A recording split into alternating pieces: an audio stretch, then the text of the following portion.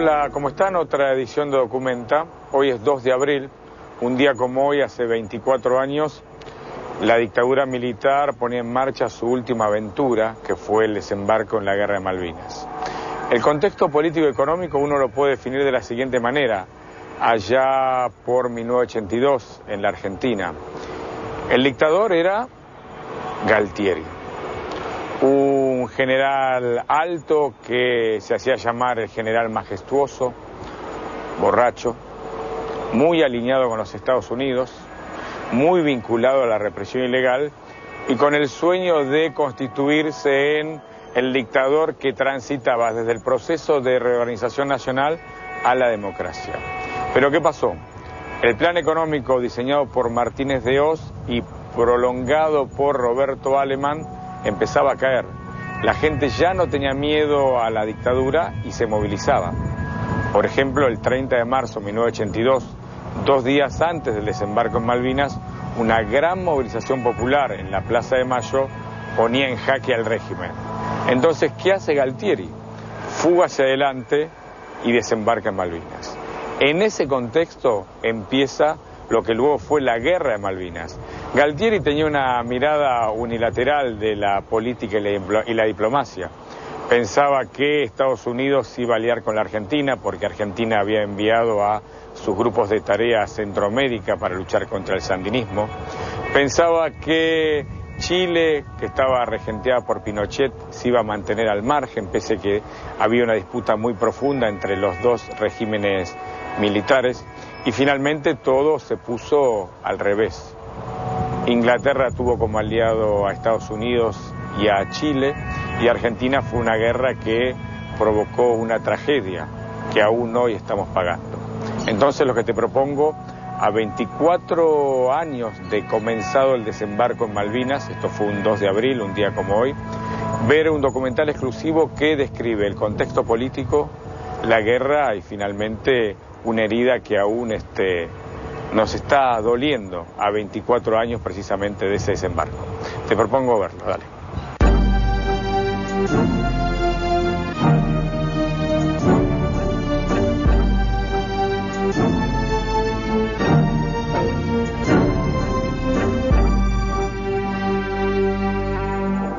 Si quieren venir, que vengan, les presentaremos batalla. Que realmente con 19, 20 años que teníamos, estábamos, digamos, en un desarrollo con una falta de crecimiento.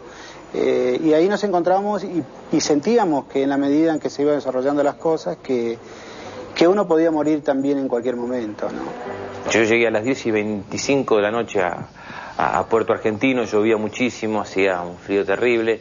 Y esa noche dormimos a la intemperie. Y la imagen que más me viene a la mente es el momento del hundimiento, ¿no? Es decir, el hecho de haber abordado una vez producido el incidente, una vez habiendo abordado la balsa, es el momento en que el buque se hunde. Y yo creo que a todos nos quedó esa imagen como, no sé, supongo que como la más frecuente, digamos, ¿no? Como la más impactante, porque ver semejante monstruo, ¿no? Crujir y hundirse es un espectáculo dantesco. Whatever the legal status of the islands, the fact is that the only people who lived there were British, not Argentinian.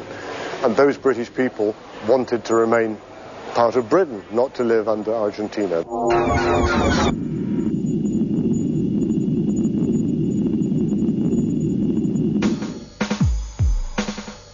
El 22 de diciembre de 1981, Leopoldo Fortunato Galtieri se convirtió en el tercer dictador desde que se instaló el golpe militar el 24 de marzo de 1976.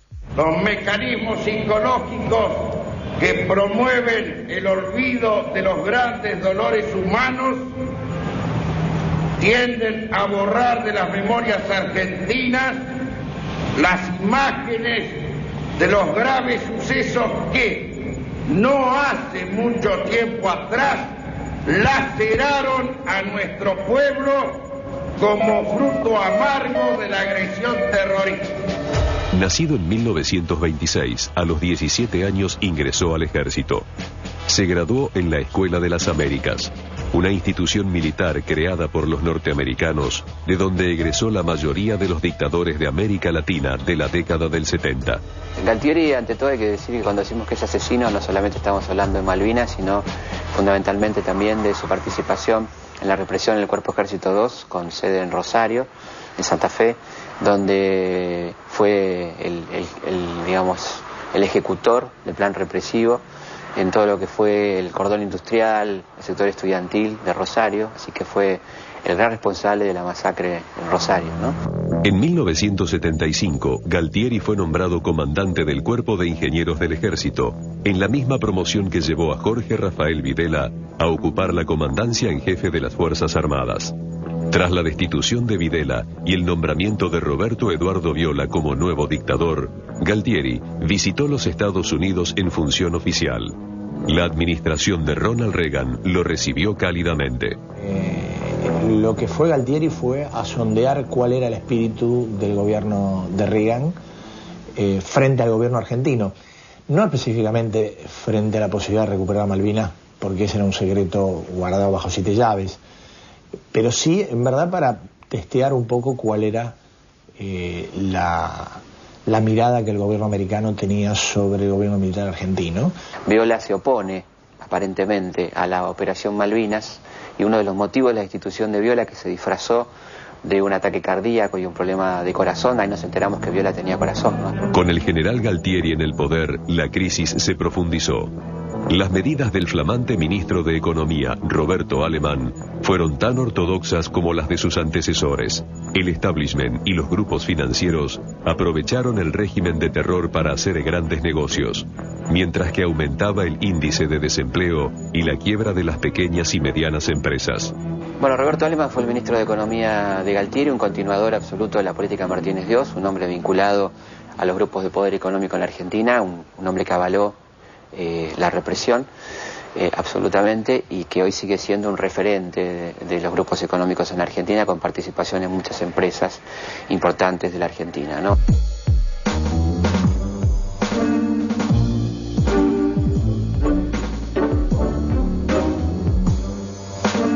Galtieri nunca pudo frenar la erosión del proceso militar, y el 30 de marzo de 1982 la gente salió a la calle para exigir paz, pan y trabajo. La policía respondió reprimiendo ferozmente.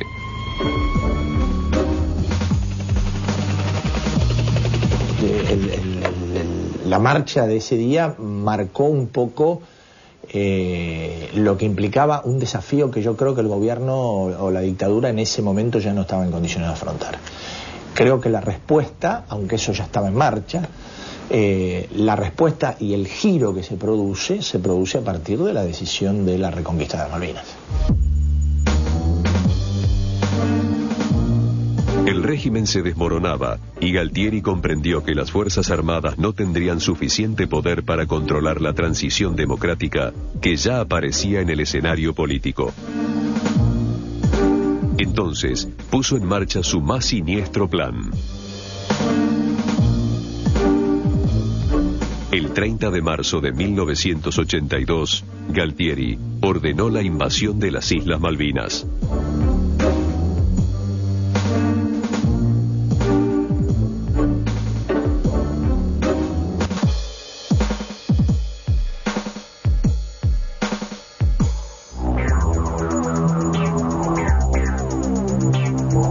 El general Galtieri, mareado por el poder, era incapaz de distinguir entre las maniobras que había dirigido para un noticiero oficialista y las muertes que podía provocar si decidía enfrentar a las tropas inglesas.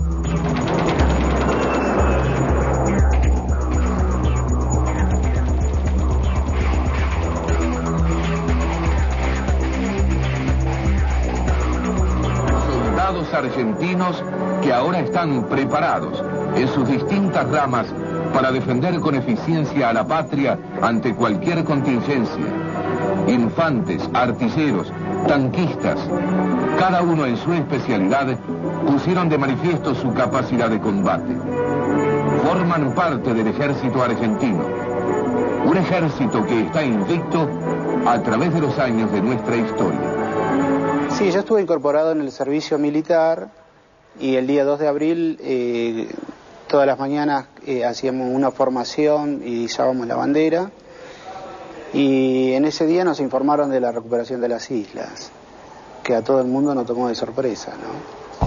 El 2 de abril de 1982, un grupo de comandos anfibios y un batallón de fuerzas especiales desembarcaron en las Islas Malvinas, tomando por sorpresa a los 68 infantes destacados por la Marina Real. La operación fue casi perfecta. Solo murieron 3 militares argentinos, y a las 9:15 de la mañana, el gobernador Rex Hunt rendía la plaza. La rendición de Hunt fue una rendición muy serena, te diría, porque estaba consciente de que no tenía capacidad para establecer ningún tipo de resistencia. Con lo cual, el gobierno, al menos en la primer imagen pública, apareció como realmente victorioso. So it was a surprise. I think people didn't know much about it.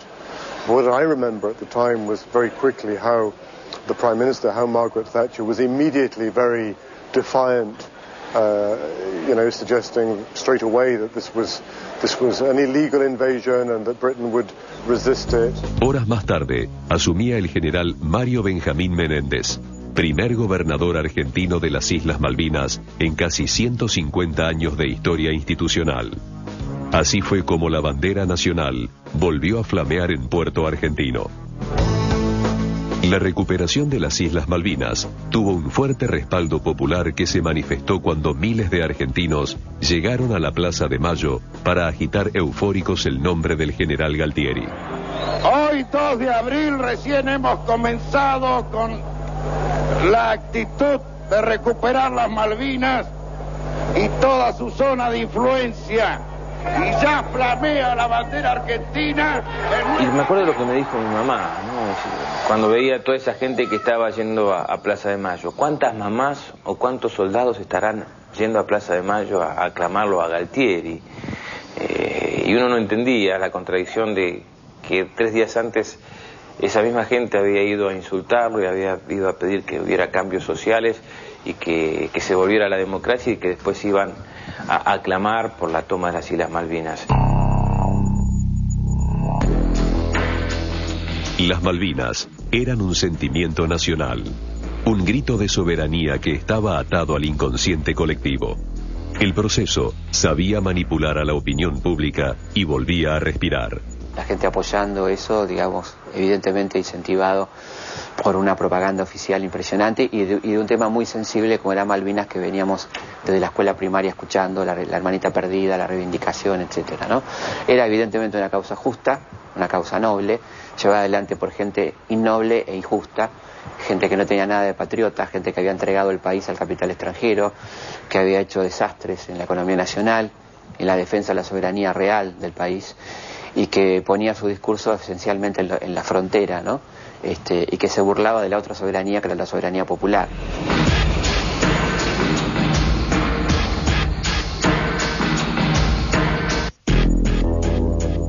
La dictadura aprovechó la euforia popular. La junta militar sabía que los soldados argentinos no estaban en condiciones de enfrentar a las tropas profesionales británicas.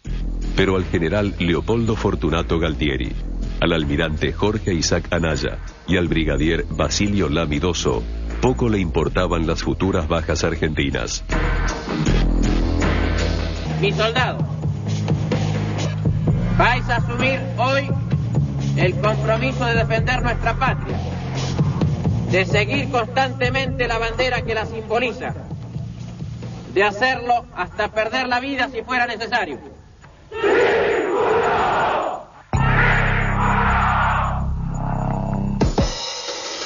Los soldados argentinos no estaban equipados para enfrentar las condiciones climáticas, y menos aún para combatir con las tropas británicas, que eran profesionales y que estaban provistas con armamentos y logística de última generación.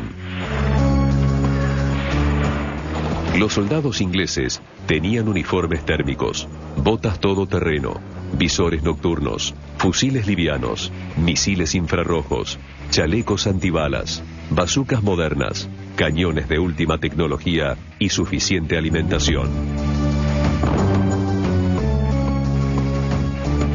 Diferencia como ellos tenían para ver de noche, por ejemplo tenían miras infrarrojas, cosa que nosotros no lo teníamos, y ellos tiraban todos con proyectiles trazantes, cosa que nosotros poníamos un proyectil en las bandas de la ametralladora para poder ver en 50 tiros, poníamos 2 o 3 para poder ver y corregir la dirección hacia donde uno disparaba, pero sin embargo ellos tiraban todos con eso. Britain obviously had a larger army and more extensive military experience than Argentina, if only because Britain had been through the Second World War and much more recently had been a significant power in the world. Even after decolonization, Britain remained a country with a significant military force. Las tropas argentinas, en cambio, exhibían cañones antiguos y pesados. Los uniformes dejaban pasar el frío y se mojaban con facilidad. La comida escaseaba y no tenían armamento para combates nocturnos. Nosotros las botas las teníamos permanentemente húmedas, las medias, se nos doblaban a veces los cañones de los fusiles porque se recalentaban. Además se trababan por la humedad, que no teníamos cómo mantenerlos siempre limpios. La Junta de Comandantes sabía de la capacidad bélica de los soldados argentinos y conocía sobre la experiencia y logística de las fuerzas inglesas. Aún más, Galtieri, Anaya y Lamidoso ya habían calculado que Margaret Thatcher, en caso de conflicto, ordenaría la movilización de los Gurkhas, un batallón de élite caracterizado como una verdadera máquina de matar.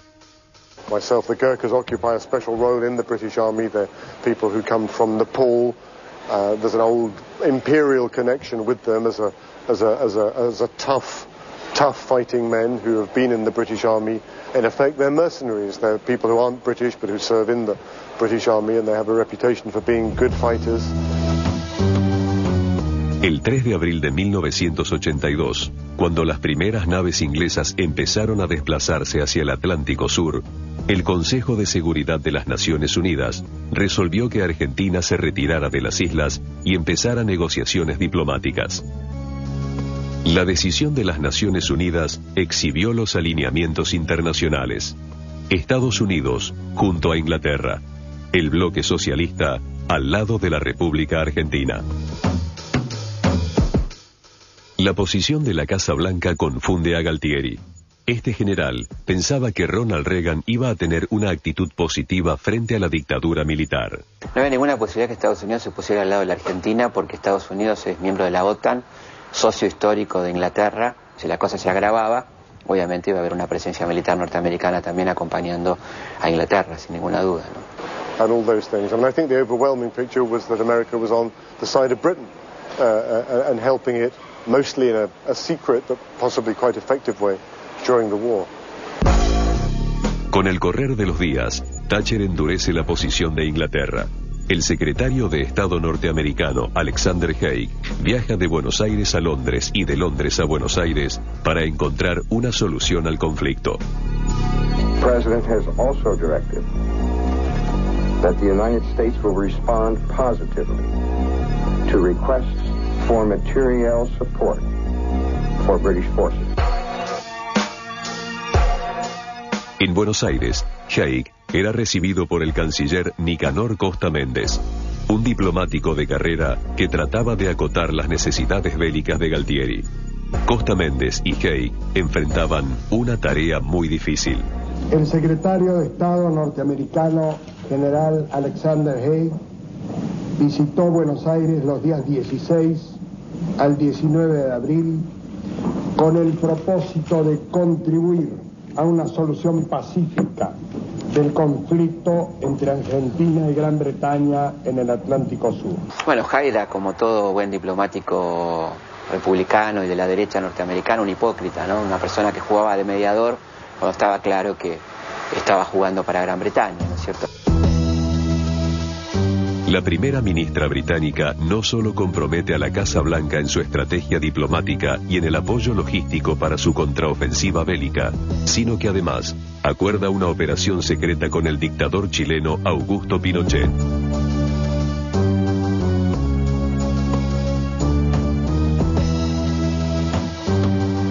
Apoyo de inteligencia, básicamente, información de inteligencia y sobre todo, que no era un dato menor, información de inteligencia de lo que era la zona sur del continente argentino. ¿No sé?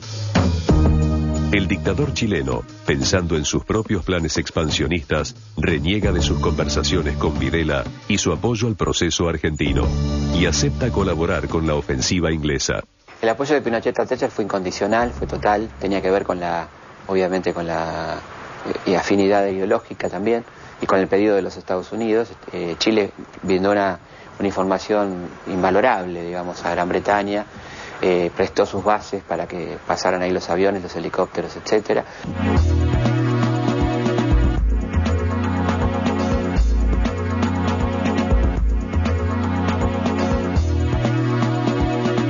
Por su lado, la primera ministra Margaret Thatcher estaba en baja, y la guerra le daba una oportunidad para recuperar terreno en la opinión pública y triunfar en las próximas elecciones.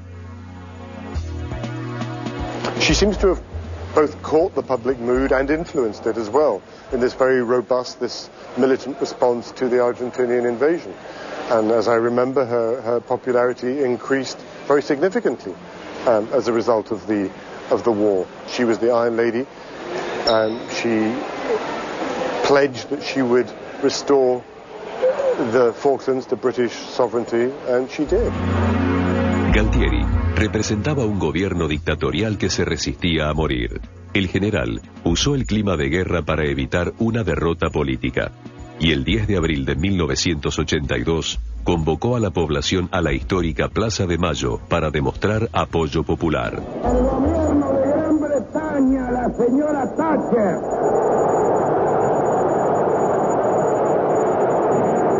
y el pueblo de Gran Bretaña no han escuchado hasta ahora una sola palabra de ataque o una sola palabra ultrajando su honor y su reputación. Hasta ahora.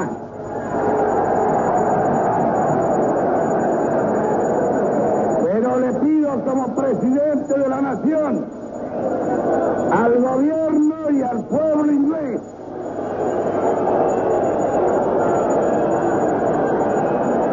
la moderación en sus expresiones y la moderación en sus hechos. El gobierno argentino y el pueblo argentino, este cabildo abierto, puede enardecerse y presentar a las ofensas mayores ofensas.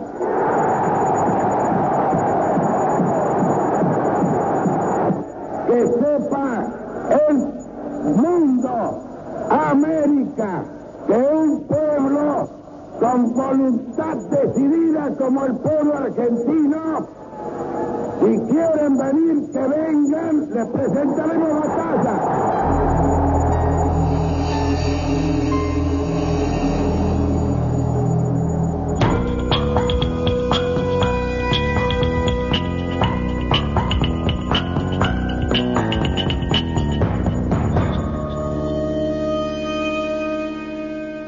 Segundo bloque de esta edición de Documenta, hoy dedicada a la Guerra de Malvinas, hoy es 2 de abril. Yo estoy parado justo en el medio del monumento a los caídos en la Guerra de Malvinas. Detrás mío ves unos mármoles de color negro.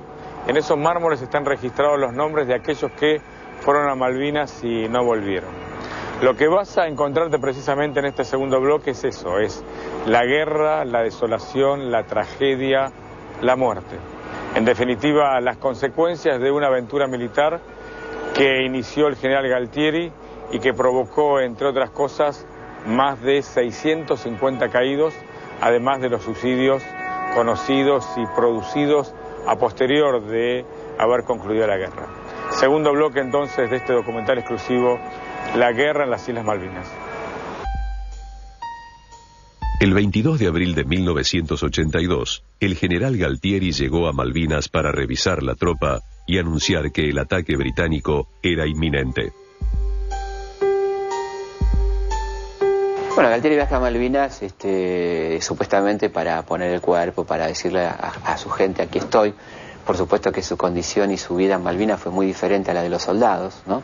Estuvo calefaccionado, estuvo seguramente bien tomado, como era su costumbre, bien alimentado. Calabozo de campaña era atarte de manos y de pies en la turba mojada, con 15 grados bajo cero en algunos casos, que era una perversidad terrible. Y la gran mayoría de esos casos de estaqueo era por hambre, era porque la gente iba, los soldados iban a robar comida porque teníamos hambre. El frío no te comprende que vos tenés necesidad de tener alimento, de tomar algo caliente, de comer un chocolate, porque la glucosa nos está pidiendo algo que nos alivie esa lucha adicional que era el frío. El 25 de abril, comandos británicos invaden Georgias del Sur y capturan al represor y asesino Alfredo Astiz, que debía proteger ese importante enclave bélico.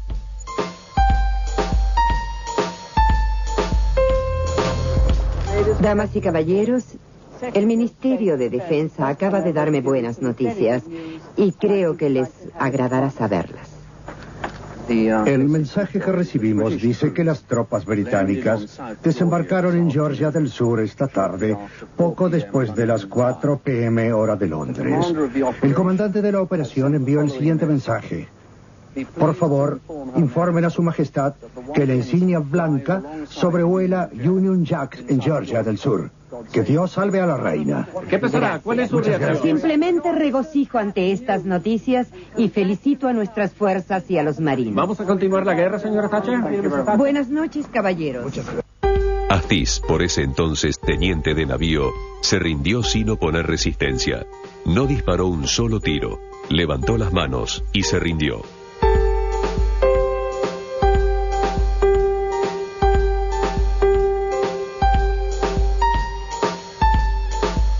Astiz se rindió, no se rindió porque era un cobarde, a lo mejor lo era y seguramente por las cosas que hizo demostró que era un cobarde, pero en el caso de Malvinas la rendición formaba parte del plan estratégico, formaba parte de establecer una resistencia dentro de las posibilidades que eran muy limitadas porque la Argentina había llevado muy poco personal y material bélico a Georgia. Entonces el plan estratégico era, aguantar todo lo posible para dilatar y desgastar de la mejor manera a las tropas británicas que habían llegado allí, pero en ningún caso contemplaba un establecimiento de un combate. Eso no estaba en el plan estratégico. Las imágenes que llegan de las islas pretenden demostrar que los soldados argentinos están preparados para dar batalla en cualquier momento. 27 de abril, Islas Malvinas. Estamos con el señor comandante del Batallón de Infantería de Marina número 5, capitán de fragata Carlos Robacio. Señor comandante, ¿cuál es la situación de su unidad en este momento? Mi unidad está haciendo lo mismo desde hace 20 días.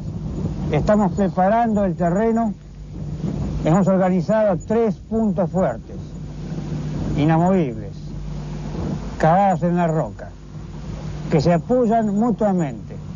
Este es mi observatorio y mi puesto de comando pocos metros más atrás.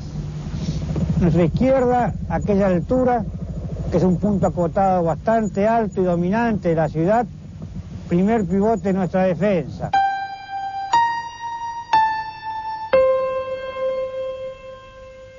Las fuerzas británicas tenían un plan de combate que les permitió avanzar rápidamente en territorio argentino. El 1 de mayo de 1982, a las 4:40 de la madrugada, empezó la ofensiva. Aviones Sea Patriot atacaron Puerto Argentino. Helicópteros artillados operaron contra Puerto Darwin y las fragatas enemigas se dedicaron a demoler enclaves máximos de la defensa nacional. Comenzaron a bombardear el aeropuerto y fue una sensación muy muy extraña, porque nos tomaban como de sorpresa por el movimiento del suelo, la onda expansiva, el impacto uno lo siente en el estómago, ¿no? Porque es el suelo es una isla como flotante, digamos, y con la onda expansiva es como que vibrara, y la sensación es muy extraña realmente. En Buenos Aires, lejos del escenario de combate, Galtieri convocó a una nueva clase de soldados que no estaban preparados para enfrentar a los ingleses en el frío de las Islas Malvinas. Eran chicos de 20 años con una precaria formación militar. Galtieri los llevaba a una muerte segura. Ayude a mi hijo. Ayúdelo. Ahí le di la notita. Por favor, general, se lo pido. Por Dios, ayúdelo. Tiene 25 años. Voy a leer especialmente, señora. Voy a leer especialmente. Y va a tener mi contestación firmada por mí, señora. Pregúnteme el nombre. No, por favor.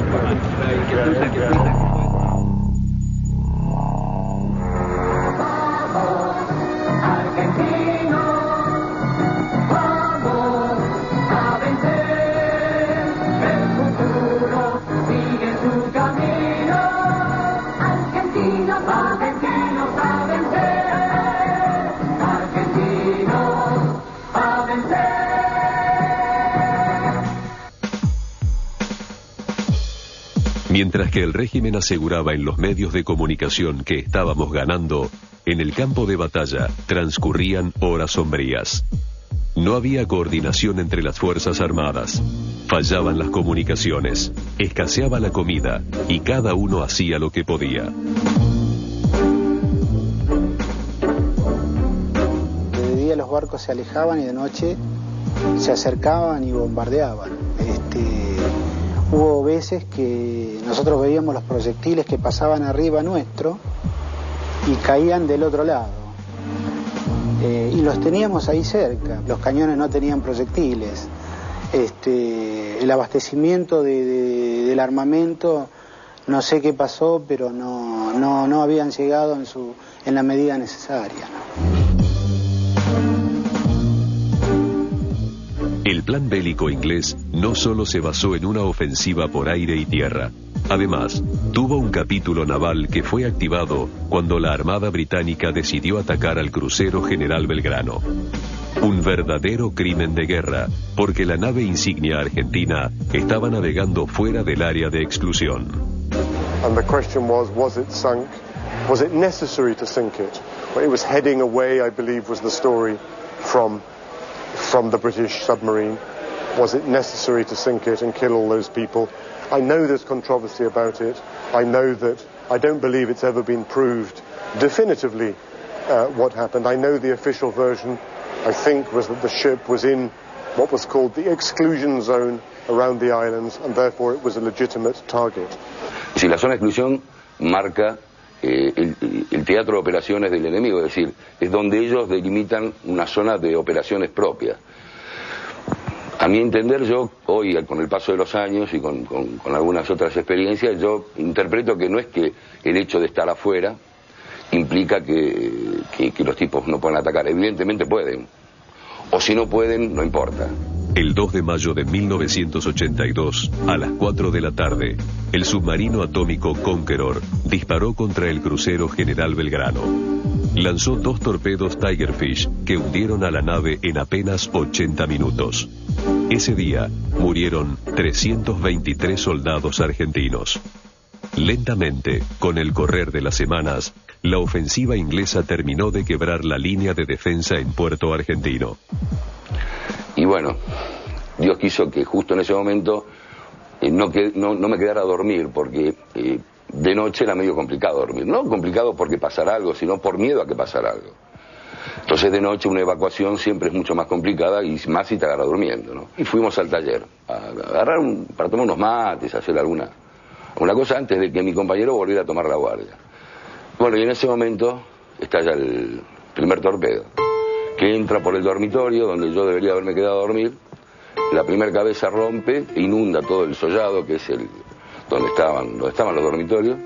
Y bueno, la primera explosión, puedes imaginarte, es decir, un estruendo tremendo, se cortó la luz, se empezó a inundar las cubiertas, la desesperación de la gente por querer salir, 300 personas con ese desastre, inundado de agua, de petróleo, porque estaban por los tanques de petróleo, queriendo salir por un agujerito.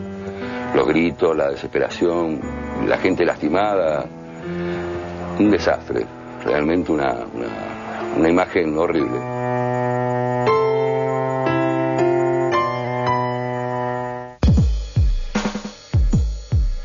Era cuestión de horas, pero Galtieri se resistía a reconocer la derrota. El viernes 11 de junio de 1982, Juan Pablo II desembarcó en la Argentina para forzar la rendición de la dictadura militar.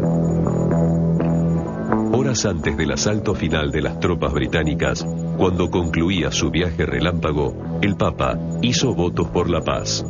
Atrás de él, vestido de negro, Galtieri ya era una sombra del poder. Hermanos y hermanas, estoy a punto de concluir la visita a vuestro querido país que he emprendido en nombre de la paz en momentos dolorosos de vuestra historia. Pido a Dios que se traduzca en realidad operante la profunda convicción de que es necesario poner todos los medios posibles para lograr una paz justa, honrosa y duradera. Yo digo, el Papa vino a hacer una suerte de preparación espiritual de la sociedad argentina para aceptar que venían momentos muy duros de aceptar algo que había sido una fantasía en la cabeza de millones de argentinos, y de aceptar que lo que significa siempre una rendición en una guerra, ¿no? Mientras Juan Pablo II abandonaba Buenos Aires, las fuerzas enemigas iniciaban su última operación bélica en las Islas Malvinas. La ofensiva fue sangrienta. Los aviones Sea Harrier bombardearon los restos de Puerto Argentino. Las fragatas escupían misiles.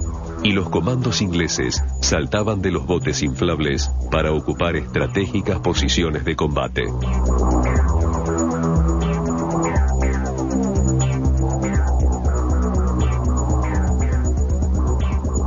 Ese final de Malvinas, esos 3 días finales, particularmente la noche del sábado al domingo, que fue la más violenta, pero terriblemente violenta, que uno temblaba del miedo y no sabía cuándo era su último segundo, porque yo estaba esperando el segundo final mío, y ponían las bombas, caían, pasaban las balas y uno seguía vivo y decía, bueno, tengo chances todavía de volver a mi casa, de estar con mi mamá, de estar en mi lugar.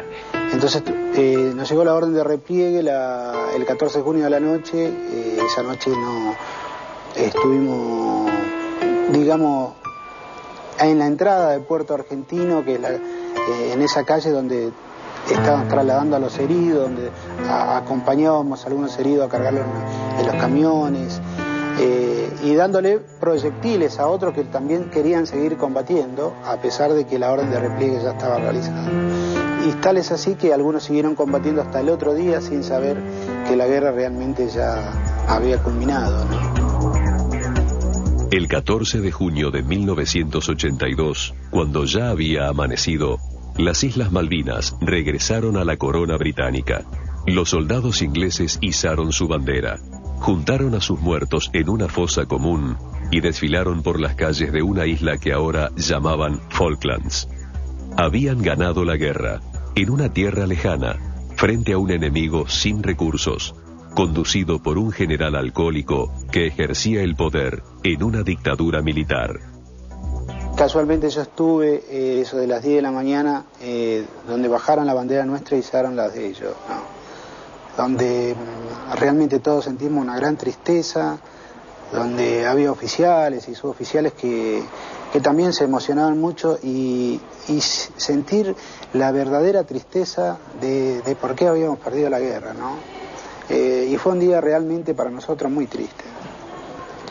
O sea, es algo que hasta ahora me emociono al pensar de por qué perdimos tantas vidas, cosas que se podía haber evitado. Y lamentablemente, bueno, se hizo lo que se pudo, con gran espíritu de sacrificio y de lucha. El combate de Puerto Argentino ha finalizado. Cerca del mediodía del 14 de junio, los soldados argentinos entregaron sus armas y recibieron atención médica. Después, fueron amontonados tras los alambres de púa. Eran prisioneros de guerra y nadie les podía garantizar su vida ni su destino.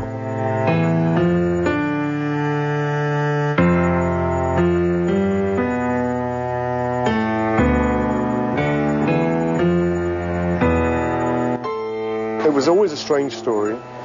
Britain won the war easily, relatively easily, at some small cost to itself. How many British soldiers were killed? I'm not sure that I even could say today. 100, 200, something like that, 200. But many less than the Argentinian casualties were many hundreds.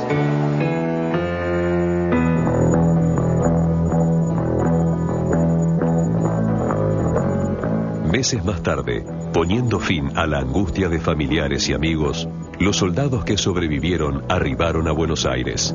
El régimen no preparó para ellos un recibimiento oficial.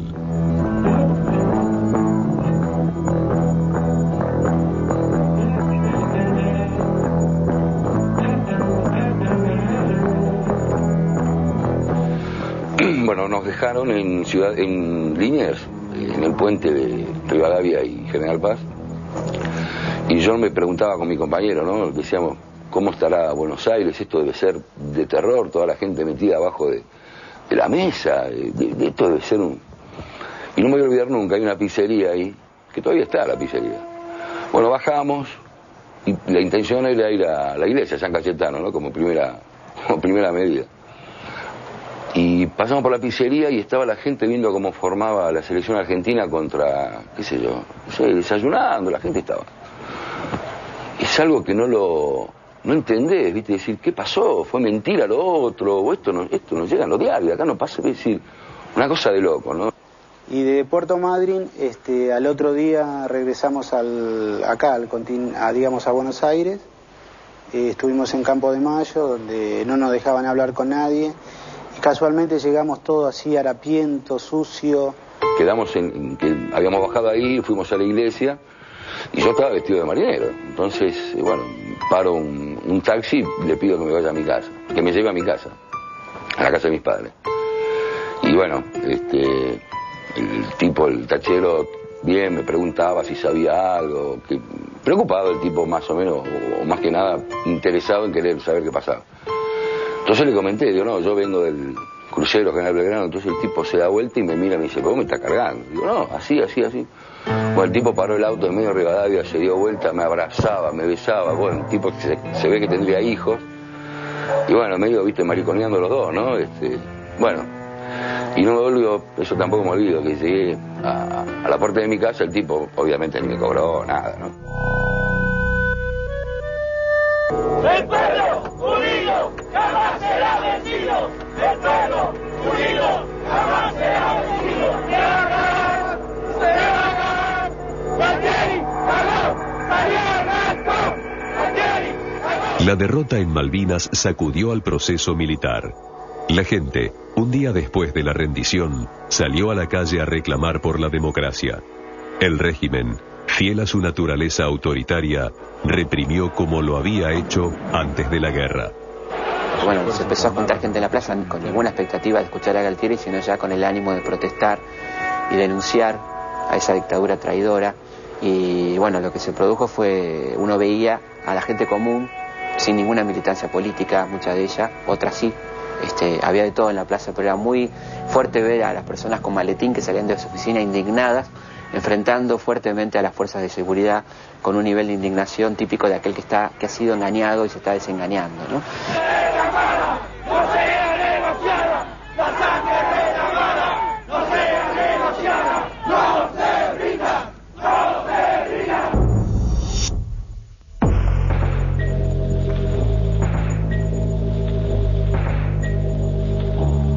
1 de julio de 1982, Galtieri fue reemplazado por el general Reinaldo Benito Viñone, que tenía como máximo objetivo evitar que en la democracia se juzgue a los militares involucrados en la represión ilegal. El último dictador planeaba una retirada ordenada de las Fuerzas Armadas en el poder. Sin embargo, nada podía hacer para frenar los reclamos de los organismos de derechos humanos.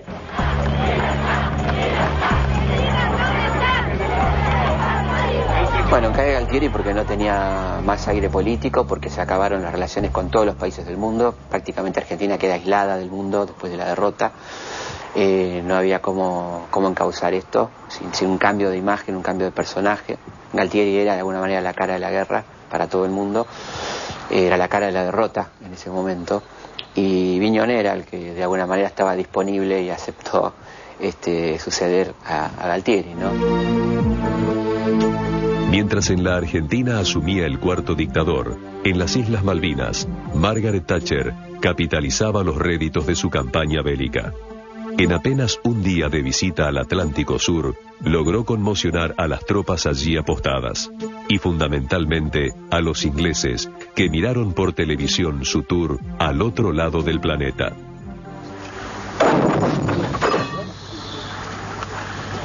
I think it went off. To maintain peace with freedom and justice is always expensive. It's less expensive than war, particularly in human life. And when she went to visit the islands with her, she wore military gear. She looked like, the warrior prime minister, a woman, and it sort of suited her personality. And even if there were people who thought that the war was disproportionate, there was nobody really who said it was wrong, and she was the Iron Lady who won the war. En la Guerra de Malvinas murieron 649 soldados argentinos y 252 ingleses. La última aventura militar del proceso de reorganización nacional es una herida abierta que todavía hoy deja huellas en la sociedad argentina. Después del conflicto bélico, más de 350 excombatientes se suicidaron. El último, por ejemplo, que se suicidó, yo lo conocía, así que fue el último no eran 2 meses.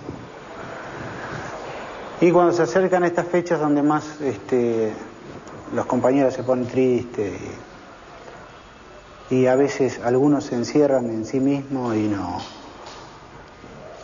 terminan enfermándose, lamentablemente.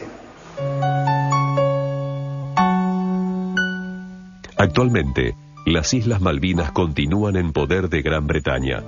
La República Argentina aún exige su soberanía nacional. Cuando uno piensa en Malvinas, en particular cuando yo pienso en Malvinas, no pienso para remover mis broncas, sino en función de mis hijos para que no se vuelvan a cometer esos errores en el futuro. Creo que falta hoy por hoy un reconocimiento que tiene que ser moral y también a su vez económico, porque la situación de muchos excombatientes hoy por hoy, algunos están en una crisis total, no solo económico, sino también hoy algunos crearon familia y no tienen vivienda y a su vez no tienen trabajo, porque hoy a los 40 años es muy difícil que uno pueda trabajar, ¿no? He conocido muchachos que le faltan las piernas, pero no con 43 años. Hace 23 que le faltan las piernas. Y ese pibe no se casó, no se realizó como hombre, como profesional, porque nada, sin ni una silla de rueda.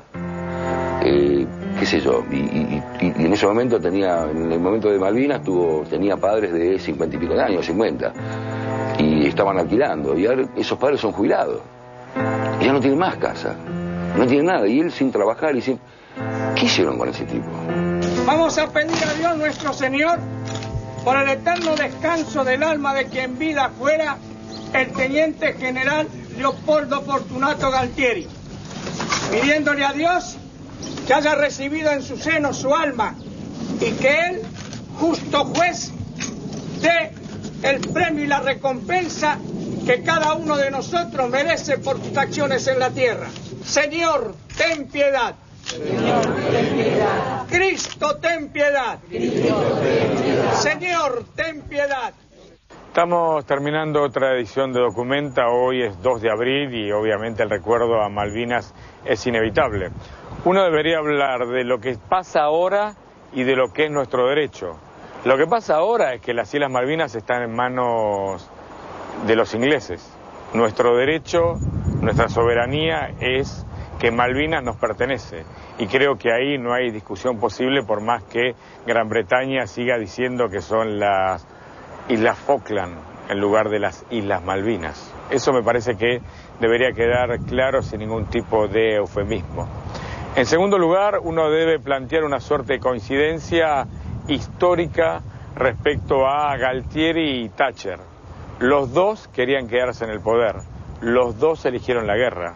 Galtieri pensaba que si ganaba el conflicto, lograba la transición hacia la democracia y era el primer presidente constitucional de esa nueva experiencia, de esa nueva etapa. Fíjate qué ironía y qué locura uno podría decir. Margaret Thatcher se dio cuenta que ganando la guerra podía tener otro mandato, cuando su gobierno conservador empezaba a resquebrajarse. Por otra parte, uno tiene que plantear qué sucedió con las víctimas de la guerra, con los soldados. Como siempre pasa con un ejército o unas fuerzas armadas que pierden, nadie se acordaba de los soldados entraban por la puerta trasera, no hubo una bienvenida hacia ellos. Vos pensás que murieron en territorio argentino, en Malvinas, más de 600 miembros de las Fuerzas Armadas. Y que ahora, si uno tiene que tomar o asumir una nueva cuenta, debe decir que hay más de 350 soldados que se suicidaron, porque no pueden enfrentar a su pasado, a las sombras del conflicto y a la imposibilidad de construir un presente y un futuro. Y por otro lado, creo que como conclusión lo que uno debe agregar y añadir es que la única manera de recuperar la soberanía es a través de la vía diplomática, a través de expresar nuestro derecho en todos los foros internacionales. Creo que esa es otra enseñanza del conflicto y de la guerra y de estos casi 24 años desde que Galtieri inició la última aventura militar de la dictadura. Chao, hasta la semana que viene.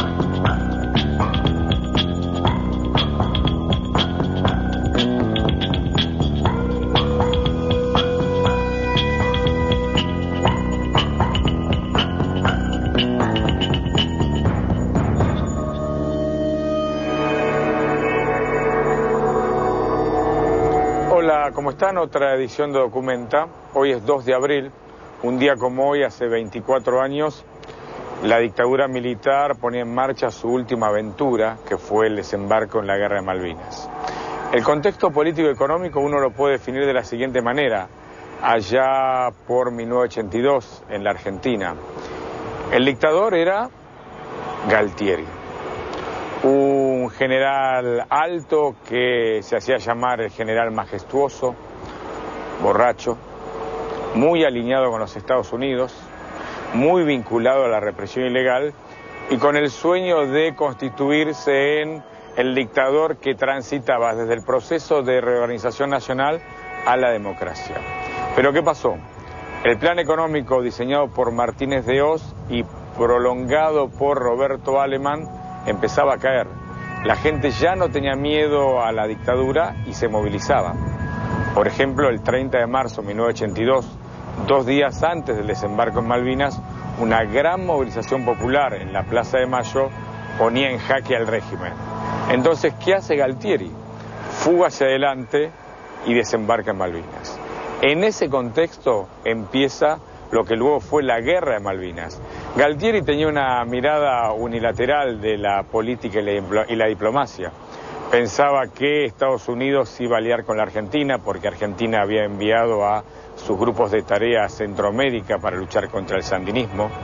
Pensaba que Chile, que estaba regenteada por Pinochet, se iba a mantener al margen, pese a que había una disputa muy profunda entre los dos regímenes militares. Y finalmente todo se puso al revés. Inglaterra tuvo como aliado a Estados Unidos y a Chile, y Argentina fue una guerra que provocó una tragedia que aún hoy estamos pagando. Entonces lo que te propongo, a 24 años de comenzado el desembarco en Malvinas, esto fue un 2 de abril, un día como hoy, ver un documental exclusivo que describe el contexto político, la guerra y finalmente una herida que aún nos está doliendo a 24 años precisamente de ese desembarco. Te propongo verlo, dale.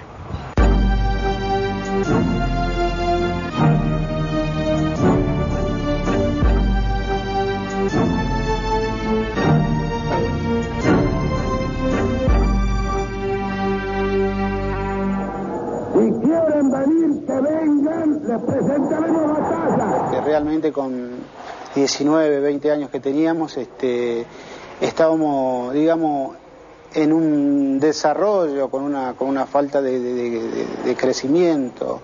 Y ahí nos encontramos y sentíamos que en la medida en que se iban desarrollando las cosas, que uno podía morir también en cualquier momento, ¿no? Yo llegué a las 10:25 de la noche a Puerto Argentino, llovía muchísimo, hacía un frío terrible, y esa noche dormimos a la intemperie. Y la imagen que más me viene a la mente es el momento del hundimiento, ¿no? Es decir, el hecho de haber abordado una vez producido el incidente, una vez habiendo abordado la balsa, es el momento en que el buque se hunde.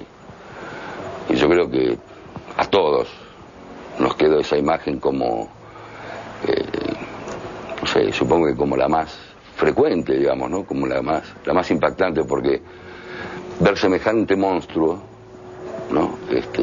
Crujir y hundirse es un espectáculo dantesco. Whatever the legal status of the islands, the fact is that the only people who lived there were British, not Argentinian.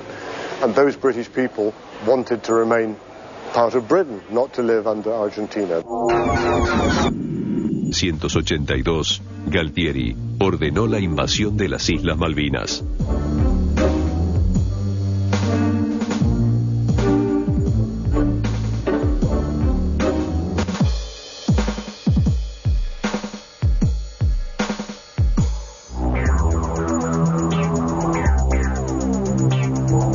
El general Galtieri, mareado por el poder, era incapaz de distinguir entre las maniobras que había dirigido para un noticiero oficialista y las muertes que podía provocar si decidía enfrentar a las tropas inglesas.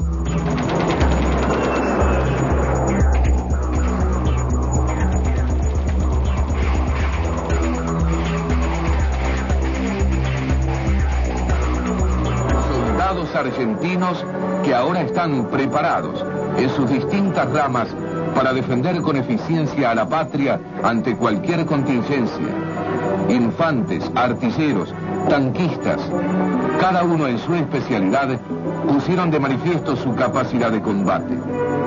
Forman parte del ejército argentino, un ejército que está invicto a través de los años de nuestra historia. Sí, yo estuve incorporado en el servicio militar y el día 2 de abril todas las mañanas hacíamos una formación y izábamos la bandera, y en ese día nos informaron de la recuperación de las islas, que a todo el mundo nos tomó de sorpresa, ¿no? El 2 de abril de 1982, un grupo de comandos anfibios y un batallón de fuerzas especiales desembarcaron en las Islas Malvinas, tomando por sorpresa a los 68 infantes destacados por la Marina Real. La operación fue casi perfecta. Solo murieron 3 militares argentinos. Y a las 9:15 de la mañana, el gobernador Rex Hunt rendía la plaza. La rendición de Hunt fue una rendición muy serena, te diría, porque estaba consciente de que no tenía capacidad para establecer ningún tipo de resistencia. Con lo cual, el gobierno, al menos en la primer imagen pública, apareció como realmente victorioso. So it was a surprise. I think people didn't know much about it. What I remember at the time was very quickly how the Prime Minister, how Margaret Thatcher was immediately very defiant, suggesting straight away that this was an illegal invasion and that Britain would resist it. Horas más tarde, asumía el general Mario Benjamín Menéndez, primer gobernador argentino de las Islas Malvinas en casi 150 años de historia institucional. Así fue como la bandera nacional volvió a flamear en Puerto Argentino. La recuperación de las Islas Malvinas tuvo un fuerte respaldo popular que se manifestó cuando miles de argentinos llegaron a la Plaza de Mayo para agitar eufóricos el nombre del general Galtieri. Hoy, 2 de abril, recién hemos comenzado con la actitud de recuperar las Malvinas y toda su zona de influencia. Y ya flamea la bandera argentina. Y me acuerdo de lo que me dijo mi mamá, ¿no? Cuando veía toda esa gente que estaba yendo a Plaza de Mayo. ¿Cuántas mamás o cuántos soldados estarán yendo a Plaza de Mayo a aclamarlo a Galtieri? Y uno no entendía la contradicción de que 3 días antes esa misma gente había ido a insultarlo y había ido a pedir que hubiera cambios sociales y que se volviera a la democracia y que después iban a aclamar por la toma de las Islas Malvinas. Las Malvinas eran un sentimiento nacional, un grito de soberanía que estaba atado al inconsciente colectivo. El proceso sabía manipular a la opinión pública y volvía a respirar. La gente apoyando eso, digamos, evidentemente incentivado por una propaganda oficial impresionante y de un tema muy sensible como era Malvinas, que veníamos desde la escuela primaria escuchando, la hermanita perdida, la reivindicación, etcétera, ¿no? Era evidentemente una causa justa, una causa noble, llevada adelante por gente innoble e injusta, gente que no tenía nada de patriota, gente que había entregado el país al capital extranjero.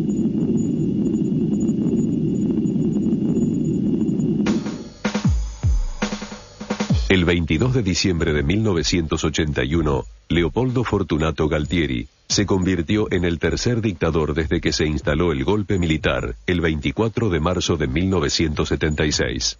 Los mecanismos psicológicos que promueven el olvido de los grandes dolores humanos tienden a borrar de las memorias argentinas las imágenes de los graves sucesos que no hace mucho tiempo atrás laceraron a nuestro pueblo como fruto amargo de la agresión terrorista. Nacido en 1926, a los 17 años ingresó al ejército. Se graduó en la Escuela de las Américas, una institución militar creada por los norteamericanos, de donde egresó la mayoría de los dictadores de América Latina de la década del 70. Galtieri, ante todo hay que decir que cuando decimos que es asesino no solamente estamos hablando de Malvinas, sino fundamentalmente también de su participación en la represión en el Cuerpo Ejército 2, con sede en Rosario, en Santa Fe, donde fue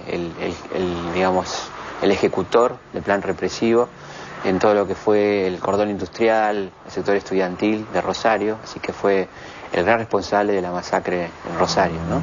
En 1975, Galtieri fue nombrado comandante del Cuerpo de Ingenieros del Ejército, en la misma promoción que llevó a Jorge Rafael Videla a ocupar la comandancia en jefe de las Fuerzas Armadas. Tras la destitución de Videla y el nombramiento de Roberto Eduardo Viola como nuevo dictador, Galtieri visitó los Estados Unidos en función oficial. La administración de Ronald Reagan lo recibió cálidamente. Lo que fue Galtieri fue a sondear cuál era el espíritu del gobierno de Reagan frente al gobierno argentino. No específicamente frente a la posibilidad de recuperar Malvinas, porque ese era un secreto guardado bajo 7 llaves, pero sí, en verdad, para testear un poco cuál era la mirada que el gobierno americano tenía sobre el gobierno militar argentino. Viola se opone, aparentemente, a la Operación Malvinas, y uno de los motivos de la destitución de Viola, que se disfrazó de un ataque cardíaco y un problema de corazón. Ahí nos enteramos que Viola tenía corazón, ¿no? Con el general Galtieri en el poder, la crisis se profundizó. Las medidas del flamante ministro de Economía, Roberto Alemán, fueron tan ortodoxas como las de sus antecesores. El establishment y los grupos financieros aprovecharon el régimen de terror para hacer grandes negocios, mientras que aumentaba el índice de desempleo y la quiebra de las pequeñas y medianas empresas. Bueno, Roberto Alemán fue el ministro de Economía de Galtieri, un continuador absoluto de la política Martínez Dios, un hombre vinculado a los grupos de poder económico en la Argentina, un hombre que avaló la represión absolutamente, y que hoy sigue siendo un referente de los grupos económicos en la Argentina, con participación en muchas empresas importantes de la Argentina, ¿no?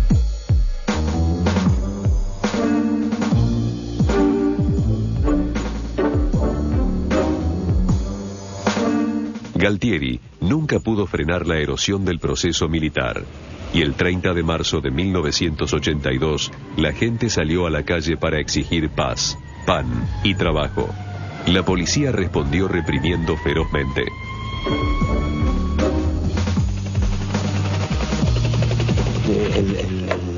La marcha de ese día marcó un poco lo que implicaba un desafío que yo creo que el gobierno o la dictadura en ese momento ya no estaba en condiciones de afrontar.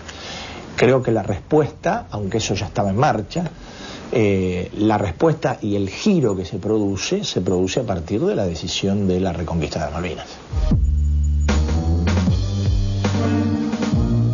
El régimen se desmoronaba y Galtieri comprendió que las Fuerzas Armadas no tendrían suficiente poder para controlar la transición democrática que ya aparecía en el escenario político.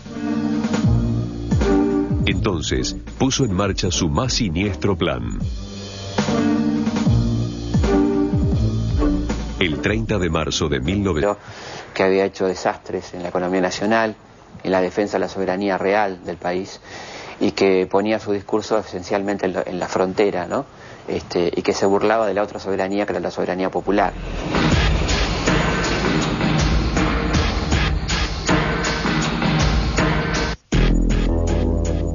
La dictadura aprovechó la euforia popular.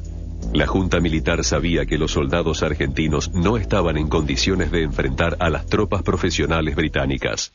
Pero al general Leopoldo Fortunato Galtieri, al almirante Jorge Isaac Anaya y al brigadier Basilio Lamidoso poco le importaban las futuras bajas argentinas. Mis soldados, vais a asumir hoy el compromiso de defender nuestra patria, de seguir constantemente la bandera que la simboliza, de hacerlo hasta perder la vida si fuera necesario.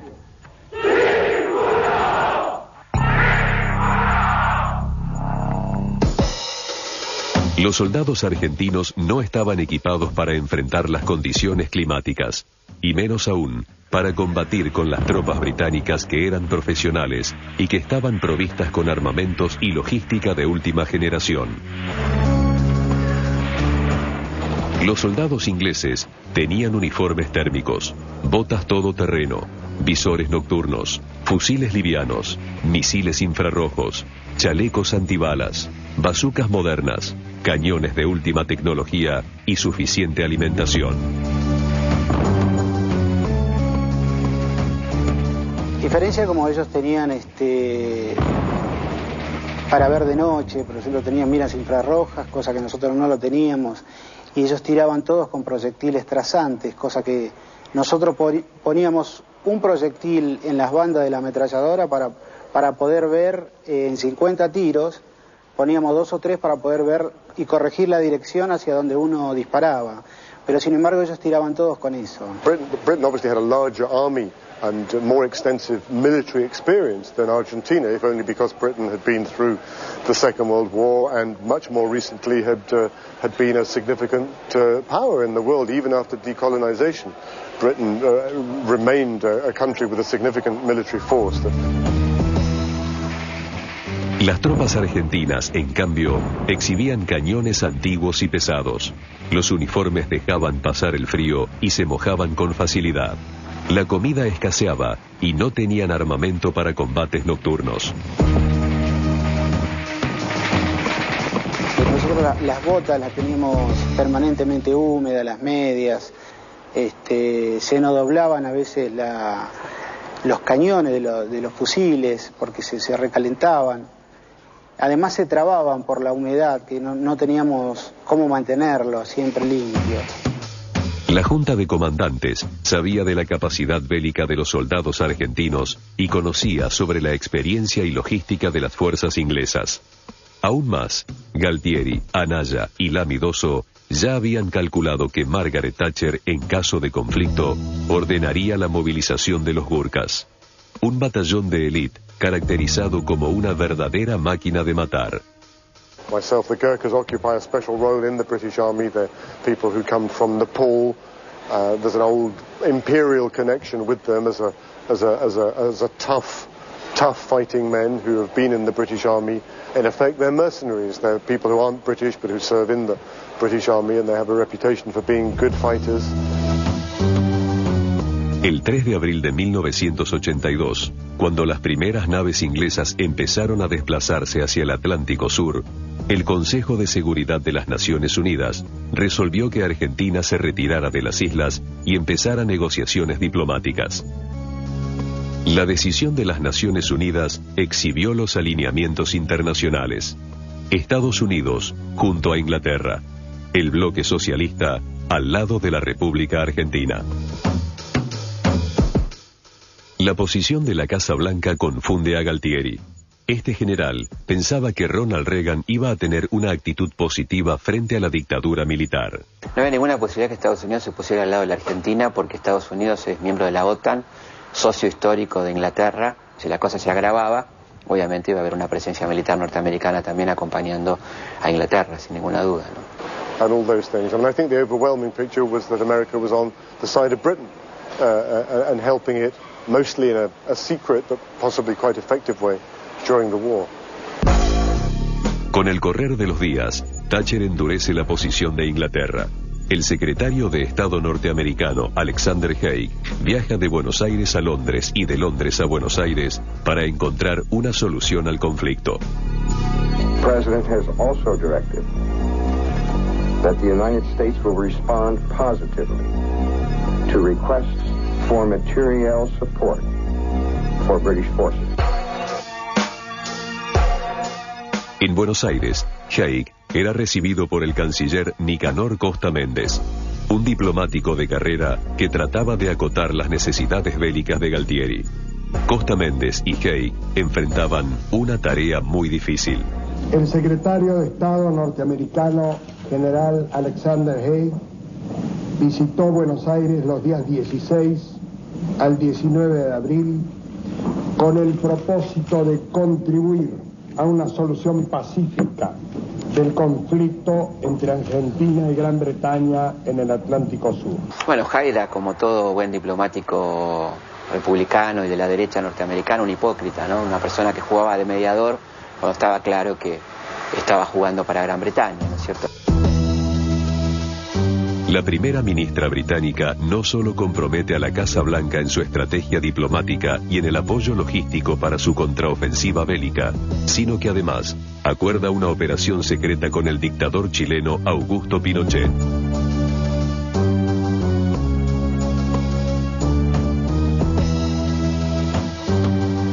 Apoyo de inteligencia, básicamente, información de inteligencia y sobre todo, que no era un dato menor, información de inteligencia de lo que era la zona sur del continente argentino, ¿no? El dictador chileno, pensando en sus propios planes expansionistas, reniega de sus conversaciones con Videla y su apoyo al proceso argentino, y acepta colaborar con la ofensiva inglesa. El apoyo de Pinochet a Thatcher fue incondicional, fue total, tenía que ver con obviamente con la afinidad ideológica también, y con el pedido de los Estados Unidos. Chile brindó una información invalorable, digamos, a Gran Bretaña, prestó sus bases para que pasaran ahí los aviones, los helicópteros, etcétera.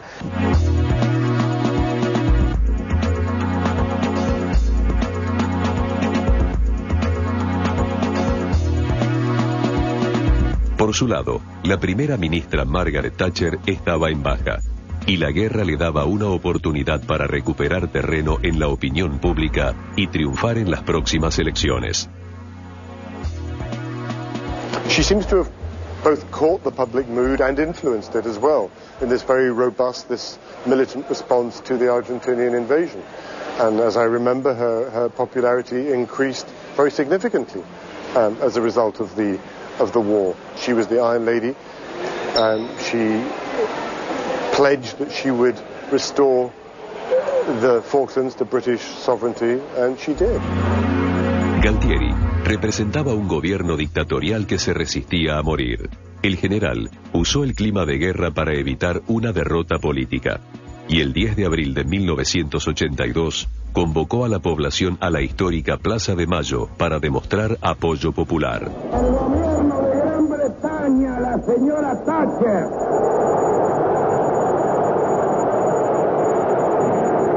y el pueblo de Gran Bretaña no han escuchado hasta ahora una sola palabra de ataque o una sola palabra ultrajando su honor y su reputación.